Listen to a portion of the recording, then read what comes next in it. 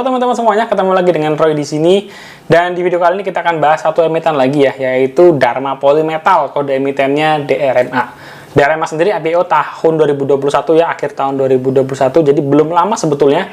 Dan kita akan coba bahas dari mulai sekilas perusahaan dulu seperti apa, kinerjanya, prospek, dan kira-kira range berapa sih harga DRMA ini kita bisa masuk dan kita invest sampai targetnya di berapa bang. Kita bahas di dalam video kali ini. Sebelum lanjut, teman-teman bantu subscribe, tekan loncengnya supaya nggak ketinggalan. Nggak usah lama-lama lagi, kita bahas video DRMA sekarang.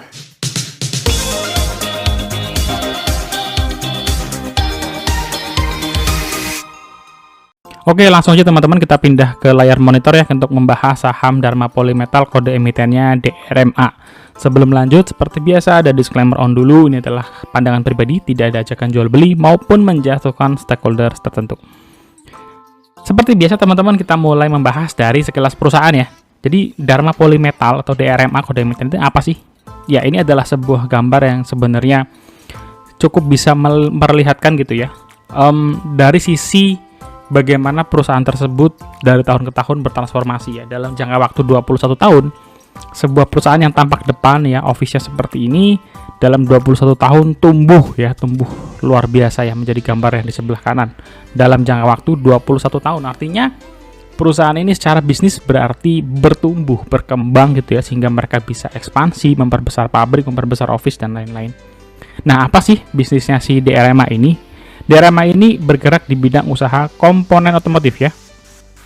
Untuk kendaraan apa? Untuk kendaraan sepeda motor atau roda 2 dan roda 4, yaitu mobil gitu ya. Dan Dharma Group ini telah menjadi bagian dari mata rantai pasokan otomotif ya teman-teman. Jadi kalau kita tahu bahwa ada merek-merek atau brand ya, pembuat kendaraan motor atau mobil ya, Honda atau Yamaha, apalagi merek Toyota gitu ya, Astra Motor. Dharma Group telah menjadi bagian dari supply chain-nya perusahaan-perusahaan tersebut gitu ya. Mereka terintegrasi sebagai penyedia layanan suku cadang dan komponen ya. Dharma Group ini sebenarnya telah beroperasi cukup lama teman-teman ya, 1989. Jadi ini bukan perusahaan yang baru, bukan hitungan yang baru 10 tahunan, bukan. Mereka sudah berapa nih? 89 sampai 2023. Sudah lebih dari 25 tahun gitu ya sebagai sebuah perusahaan. Ini tentu saja perlu kita note, artinya ini bukan perusahaan yang memang IPO-nya baru sih di 2021 akhir gitu ya. Tapi perusahaan ini sudah beroperasi cukup lama dan banyak perjalanannya itu sudah cukup panjang sebagai sebuah perusahaan di bidang komponen otomotif. Mereka itu baru IPO di tahun 2021, harganya 500 lembar per saham, dan saat ini harganya masih belum jauh-jauh dari IPO-nya ya. Naik sekitar berapa ya? Mungkin 20% gitu ya. Ini adalah company journey ya, company journey dari Dharma Polymetal. Kalau kita lihat, dia beroperasi di 1989 pertama kali ya, memproduksi equipment basic sebetulnya untuk supermarket, kemudian dia untuk healthcare, lalu mulai masuk ke precision ya, untuk tools precision, otomotif di tahun 94-95, sampai akhirnya mereka di tahun 2021 gitu ya, IPO sebagai perusahaan yang main bisnisnya adalah komponen industri otomotif gitu ya. Dan dalam perjalanan tentu saja perusahaan ini banyak kedapatan investor baru, mereka membuka perusahaan-perusahaan, anak perusahaan baru untuk mengembangkan bisnis otomotifnya ini gitu teman-teman. Nah, apa aja sih yang menjadi lini usaha gitu ya dari Dharma Group ini? Yang pertama ada Dharma Polymetal ya, ini komponen sepeda motor dan mobil. Lalu ada Dharma Elektrindo menyediakan harness dan komponen elektrik. Ada juga Polyplus untuk yang menggunakan dasarnya plastik gitu ya. Kontrol kabel, lalu ada Presisi alat potong, Sankei ini joint venture juga komponen otomotif, ada Kyungshin kabel elektrik dan kabel baterai ini untuk mempersiapkan electric vehicle ya. Kemudian ada juga metal stamping untuk otomotif. Nah, dari 1 2 3 4 5 6 7 8 9 ini semuanya itu adalah bagian yang fokusnya di otomotif. Jadi beda-beda anak perusahaan tetapi produknya digunakan mostly untuk industri otomotif gitu ya. Jadi mereka mencoba fokus di sana. Struktur kepemilikan shareholders saat ini dipegang oleh ini ya, Triputra Group ya. Jadi Triputra Group Melalui Dharma Inti Anugrah, dia memegang sebanyak 47,6% sahamnya Dharma Polymetal. Ada juga Triputra Investindo Arya. Jadi Dharma Polymetal ini juga menjadi salah satu kendaraan bisnisnya Triputra Group gitu ya. Yang kita tahu merupakan salah satu juga milioner lah ya di Indonesia. Salah satunya yang menjadi lini usahanya adalah industri komponen otomotif. Dan kalau kita lihat lagi siapa sih yang menjadi customernya gitu ya sampai perusahaan ini, menurut saya cukup menarik nih untuk saya perhatikan gitu ya, karena perusahaan ini sudah menjadi bagian dari supply chain perusahaan-perusahaan besar yang memproduksi unitnya ya, baik motor dan mobil.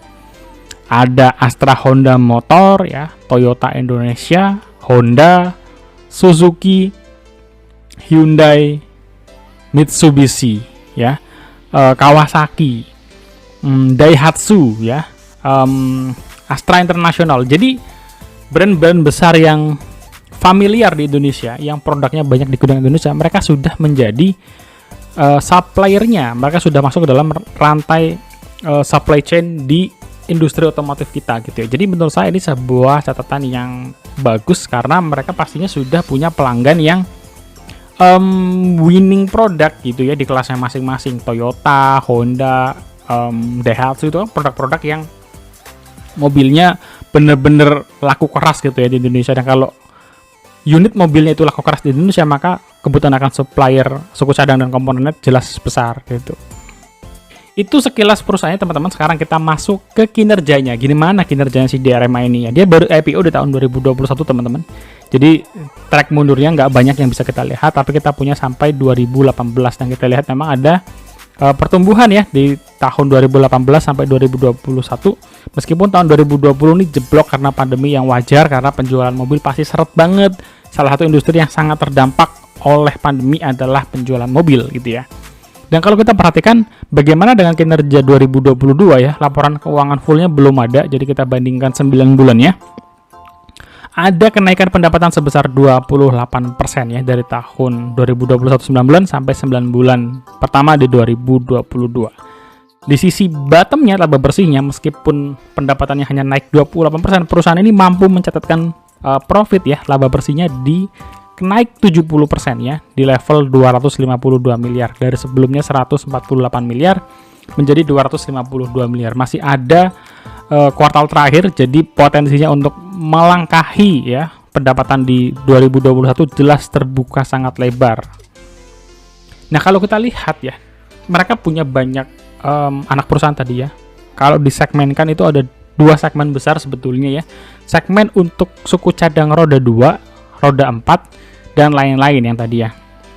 Nah, kalau kita lihat di sini, maka segmen roda 2 itu masih sangat dominan ya. Porsinya besar banget. Ini porsinya sekitar lebih dari 50% ya untuk bisnisnya si DRMA. Kalau kita lihat ya, 1,4 triliun berbanding dengan 800 miliar di roda 4 dan lain-lainnya 400 miliar. Artinya segmennya si roda 2 itu sudah lebih established dulu berarti gitu ya.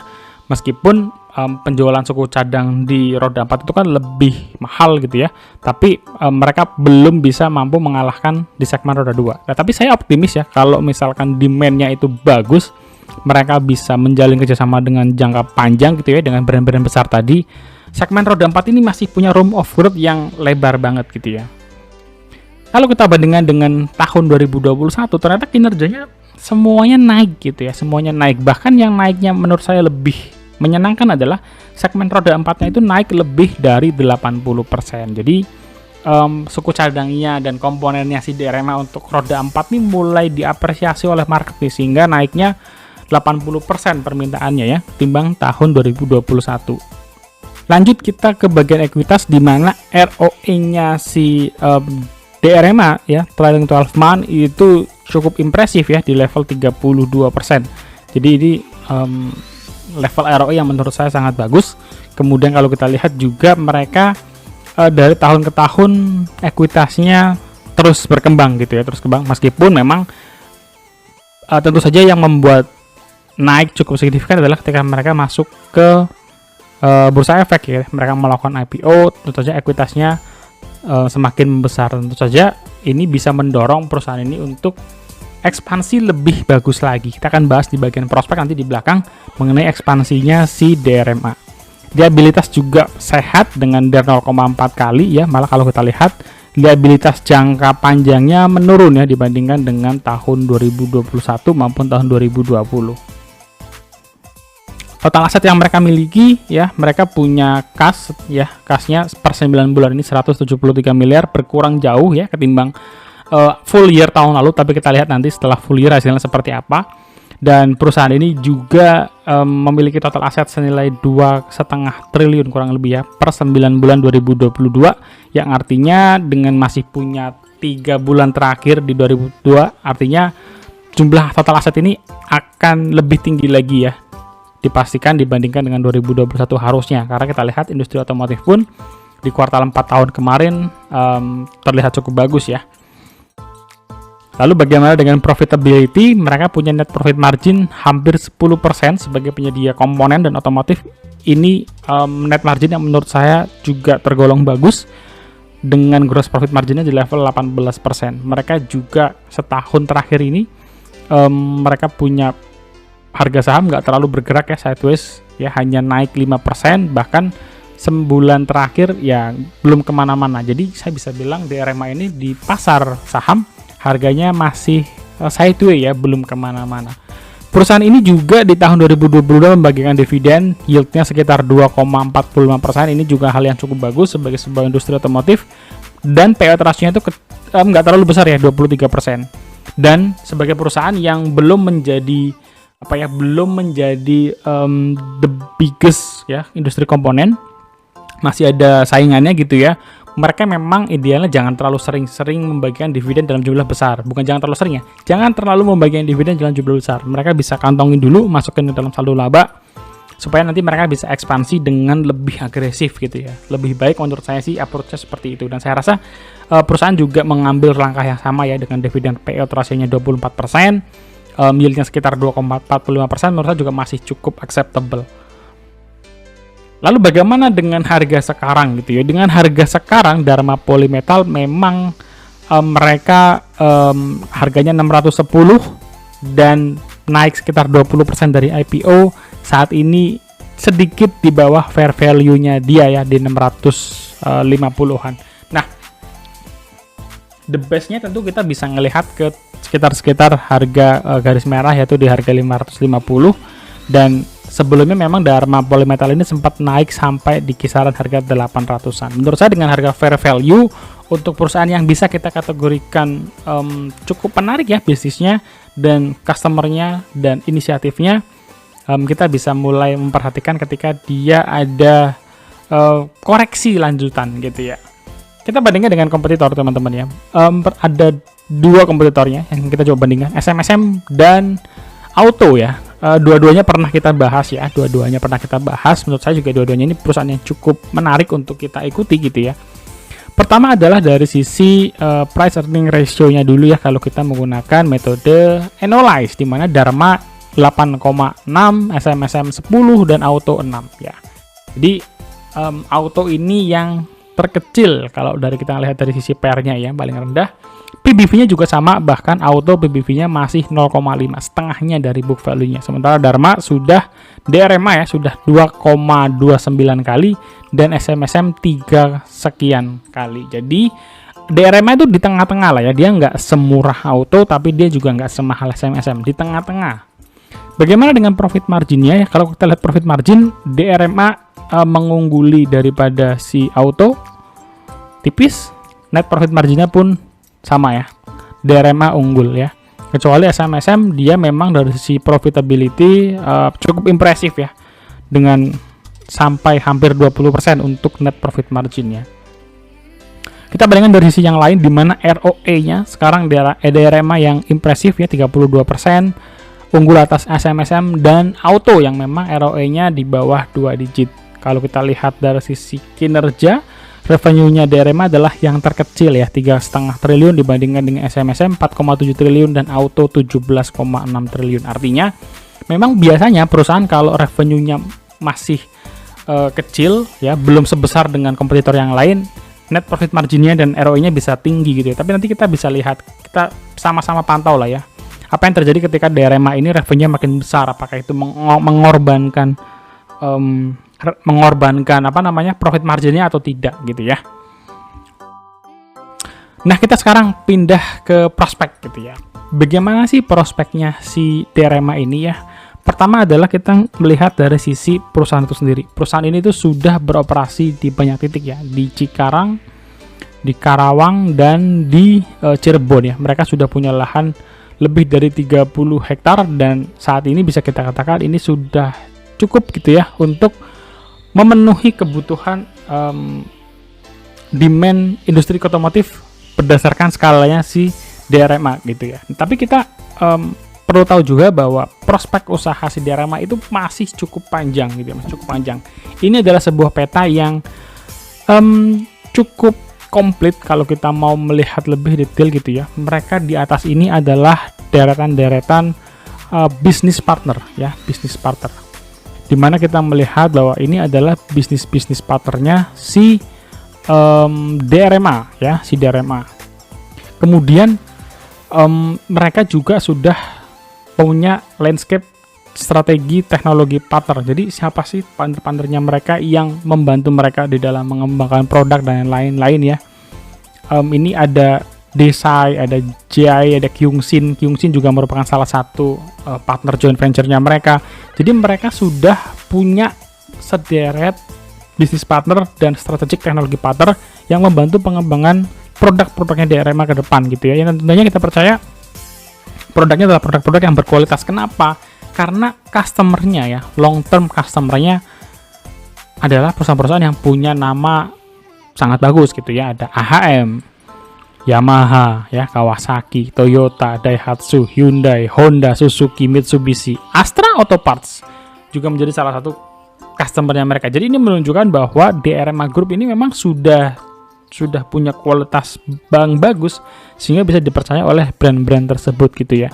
Lalu di sisi sebelah kanan ini adalah two wheel, satunya roda 2, ini roda 4 komponen-komponennya mereka juga masih terus mencari other inisiatif gitu ya. Mereka berinisiatif apa lagi nih untuk mendatangkan opportunity baru bagi perusahaan. Kemudian kita masuk di salah satu strategi perusahaan ya, bagaimana perusahaan ini terus mengembangkan bisnisnya. Pertama, mereka membentuk new brand, artinya merek-merek baru yang bisa mereka pasarkan khususnya untuk roda 2 gitu ya. Lalu mereka juga prepare terhadap sebuah new hype ya, kalau kita bisa bilang, yaitu kendaraan listrik gitu ya. Saya minum dulu. Jadi kendaraan listrik ini memang menjadi sebuah hype yang baru gitu ya, the new hype. Karena saya ngelihat memang ketika saya test drive gitu ya, kendaraan listrik itu memang smooth aja gitu ya. Kita terbiasa dengan suara kebisingan karena kendaraan dengan bensin, bahan bakar minyak. Ketika ketemu listrik itu bunyinya lebih halus, kemudian ngecasnya juga. Saat ini kalau yang motor bisa di rumah, nanti misalkan kalau mobil juga ke depan makin banyak stationnya, saya rasa perusahaan-perusahaan otomotif harus mulai prepare gitu ya, bagaimana mereka nanti bisa masuk ke dalam cuannya baru nih, cuannya di sisi electric vehicle. Dan DRMA juga sudah mulai siap-siap di sana gitu ya. Mereka juga terus berusaha meningkatkan market share. Gimana caranya? Ya lebih banyak pelanggannya, lebih banyak industrinya, industri roda 2, industri roda 4, industri tradisional mesin maupun electric vehicle. Kemudian mereka juga mengembangkan produk baru gitu ya, memproduksi produk baru yang dipercaya bisa menjadi sebuah key strategi untuk meningkatkan revenue perusahaan. Ini adalah bagaimana si DRMA ini ya coba melakukan research gitu ya, sehingga mereka nanti bisa kedapatan kue di electric vehicle. Mereka pertama adalah memperkuat hubungan ya terkait dengan EV related ya, terkait dengan kendaraan listrik. Apa yang bisa mereka lakukan? Mereka sudah mulai mempersiapkan diri ya melalui Dharma Electrindo Manufacturing dan Kyungsin Indonesia ya. Tadi kita udah lihat dua perusahaan ini itu yang berkaitan dengan komponen terkait dengan kabel di baterai listriknya sendiri dan komponen-komponen lainnya. Mereka juga sedang melakukan R&D teman-teman. Ini bukan task yang mudah, tapi mereka mau R&D terkait produk baterai. Kira-kira apa sih yang bisa mereka support dari baterai itu sendiri gitu ya. Mungkin mereka tidak memproduksi baterainya atau nikelnya, bukan dari sisi hulunya gitu ya, tapi mereka coba support dari sisi yang lain gitu ya. Jadi mereka R&D untuk membuat sebuah baterai management system, battery pack, dan apa yang kira-kira DRMA ini bisa jual untuk meningkatkan market share DRMA. Mereka juga melaunch 3-wheel electric ya. Ini motor listrik roda 3 gitu ya. Mereka juga menganggap ini sebagai sebuah inisiatif untuk mengcapture kebutuhan bisnis UMKM gitu ya, membutuhkan roda 3 tapi kondisinya mobil listrik gitu ya, mobil listrik. Jadi ini juga ide yang fresh dari DRMA gitu ya. Mereka juga berusaha masuk ya, terlibat untuk membangun EV ekosistem di Indonesia dengan apa? Dengan charging station baik untuk roda 4 maupun roda 2. Jadi kita bisa ngeliat bahwa DRMA terlihat saat ini ya serius untuk menggarap pasar EV. Jadi ketika nanti pasar EV sampai di level yang lebih mature teman-teman ya, lebih mature itu artinya penggunanya sudah banyak, demand-nya banyak, charging stationnya mulai banyak dibutuhkan, DRMA itu tidak ketinggalan gitu ya. Mereka bisa survive di pasar kendaraan listrik, dan mereka juga menjadi Indonesian first manufacturer ya. Mereka perusahaan manufaktur pertama yang memproduksi motor roda 3 ya, untuk mengcapture kebutuhan SMI ya, UMKM. Karena UMKM kan kadang misalkan apa ya, ngantar barang galon gitu ya, antar jemput pakaian yang dari katakanlah apa ya, ngambil pakaian dari Tanah Abang. Mereka punya motor roda 3 listrik lagi. Jadi ini salah satu inisiatif yang juga cukup menarik dari DRMA. Kemudian DRMA sendiri ya, Dharma Control Cable, mereka siap untuk menganggarkan capex 100 miliar ya untuk membangun pabrik kedua dari Dharma Control Cable ini ya. Jadi ini adalah sebuah inisiatif untuk mengantisipasi peningkatan seiring perkembangan industri otomotif ke depan. Jadi memang manajemen juga cukup confidence bahwa industri otomotif itu ke depan akan lebih bergairah lagi gitu ya. Nah itu teman-teman pembahasannya. Sekarang kita sudah sampai di kesimpulan. Sebelumnya jangan lupa subscribe dulu, tekan loncengnya supaya nggak ketinggalan. Jadi kesimpulan gimana Bang buat DRMA ini ya? Di 2022 kinerja DRMA ini bagus. 9 bulan pertama, 3 kuartal 2022 pendapatannya naik 28%, labanya naik 70%. Di level akhir tahun saya memprediksi labanya minimal akan tetap sama, bahkan bisa mencapai 80-90%.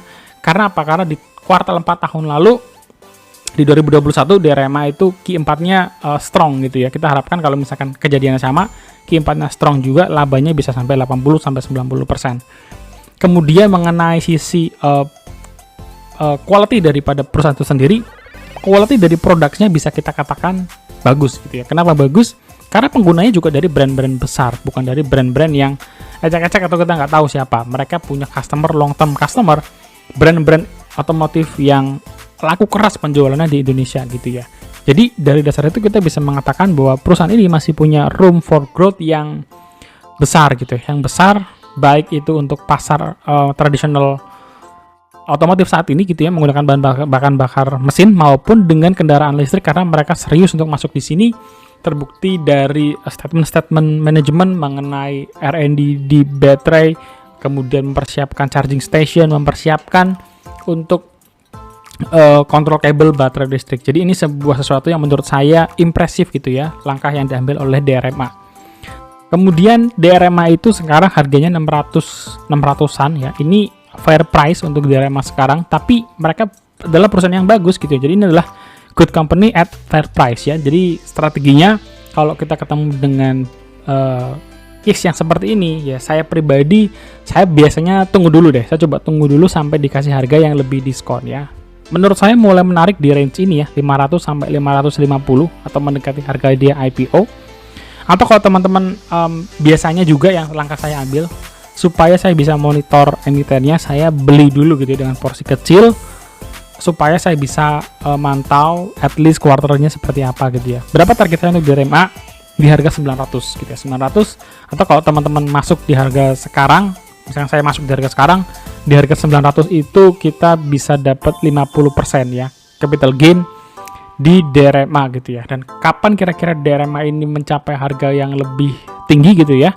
Menurut saya sih tahun 2023 potensi pasar otomotif untuk bersinar itu cukup terbuka lebar ya. Di Kemayoran sekarang tuh lagi ada otomotif show dan rame banget tiketnya, banyak yang datang ke sana, banyak yang test drive dan beli tentunya. Rasanya industri otomotif tahun 2023 juga akan kembali naik gitu ya, lebih tinggi daripada 2022. Dan kalau memang industrinya sendiri naik, otomatis kebutuhan akan komponen dan suku cadang seperti DRMA ini juga lebih bagus lagi. Itu sih teman-teman video dari saya kali ini, semoga membantu dan memberikan insight baru buat teman-teman, khususnya buat kalian yang mungkin tertarik nih untuk masuk di industri otomotif. Atau teman-teman ada jagoan sendiri nih untuk industri otomotif, kalian pegang apa? Boleh juga tulis di kolom komentar, kapan-kapan kita bahas juga. So, itu aja teman-teman, jangan lupa subscribe, share video ini, like, feel free untuk nanya apapun di kolom komentar, dan see you in the next video. God bless you guys, bye-bye.